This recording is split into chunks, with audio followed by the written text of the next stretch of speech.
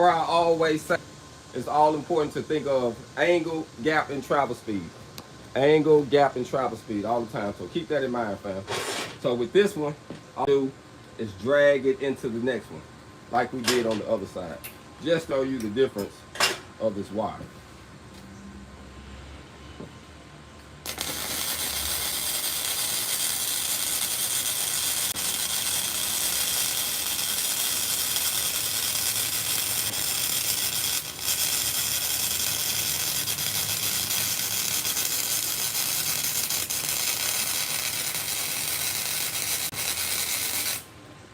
Now I dragged it like a 7018 rod.